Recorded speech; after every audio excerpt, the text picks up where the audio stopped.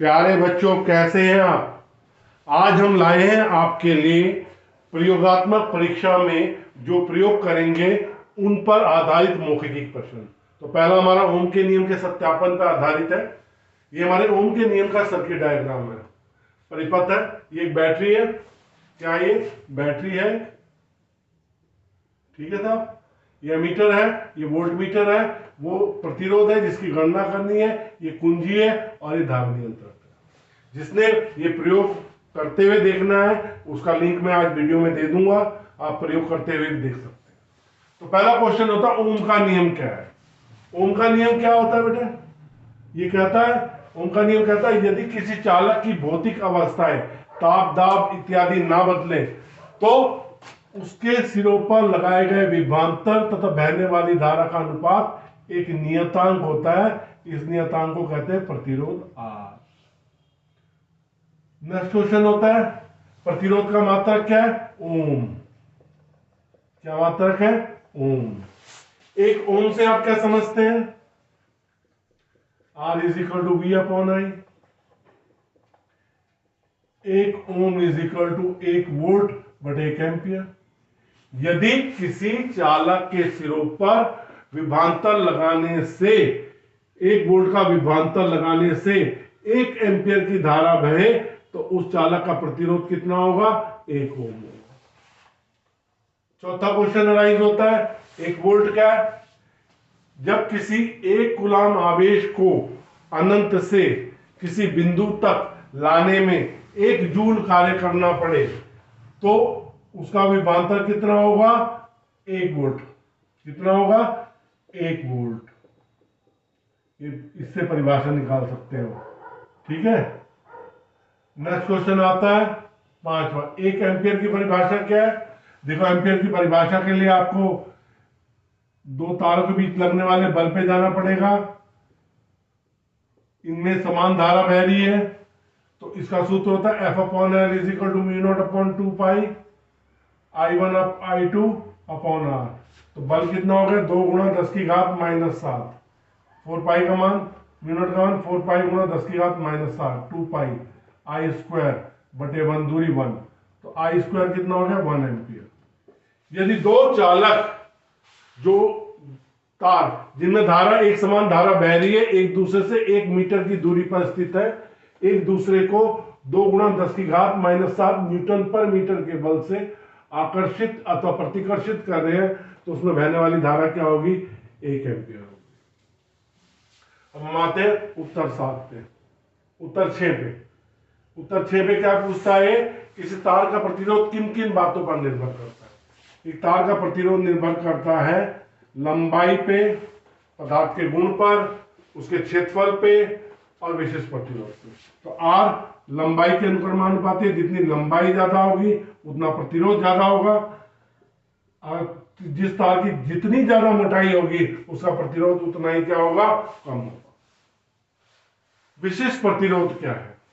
देखिए, R is equal to rho L upon है, तो rho is equal to R A upon L है। तो रो क्या हो जाएगा?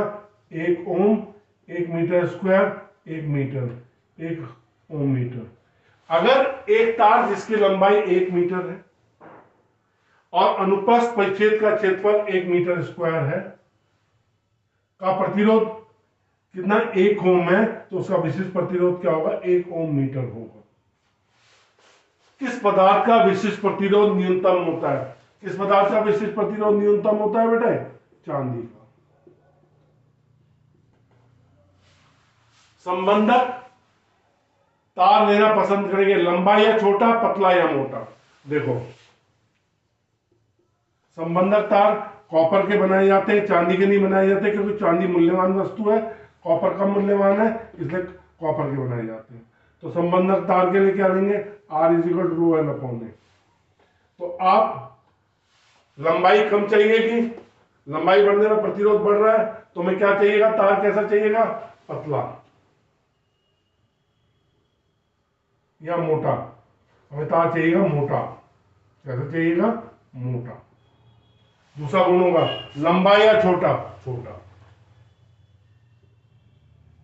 हम तार जितना छोटा लेंगे लंबाई उतनी कम होगी, प्रतिरोध उतना कम होगा।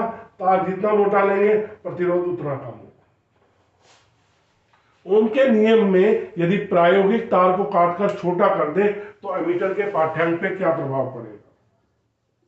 साहब, आपने आर अनुक्रमानुपाती एल है, आपने एल को कम कर दिया तो प्रतिरोध भी कम हो जाएगा। प्रतिरोध कम हो जाएगा तो धारा का मान क्या हो जाएगा? बढ़ जाएगा।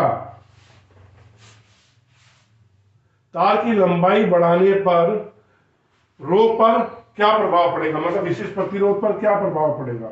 साहब, आप तार की लंबाई बढ़ा दो, घटा दो, काट दो, छाट दो, रो क्या रहता है? नहीं बदलता।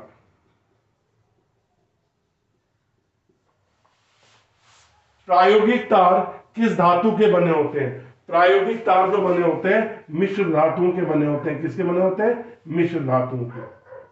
मिश्र धातु में कौन कौन सी धातुओं के होती हैं? कांस्टेंट या मैग्नीन।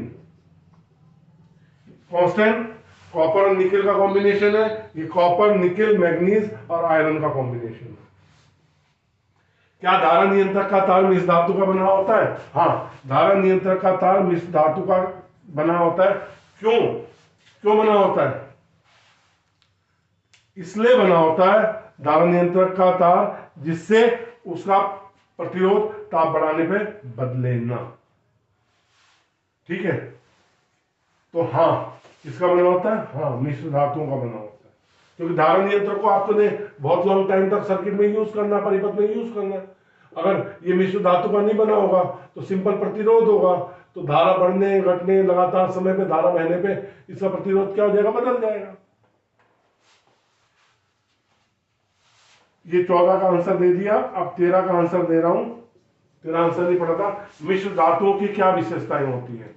मिश्र धातुओं का जो विशिष्ट प्रतिरोध होता है वो अधिक होता है और ताप प्रतिरोध ताप गुणांक क्या होता है? कम होता है। क्या होता है? प्रतिरोध ताप गुणांक क्या होता है? कम होता है और विशिष्ट प्रतिरोध क्या होता है? अधिक होता है। वैद्युत चालकता से क्या अभिप्राय है? वैद्युत चालकता से क्या अभिप्राय है?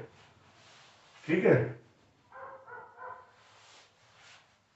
किसी तार के प्रतिरोध का व्युत्क्रम, किसी चालक का प्रतिरोध का व्युत्क्रम, उसकी क्या कहलाती है? वैद्युत चालकता कहलाती है। इसका मात्रक क्या होता है? ओम इनवर्स, या इसे मोह भी कह सकते हो, मोह, या इसका एक और मात्रक होता है सीमन।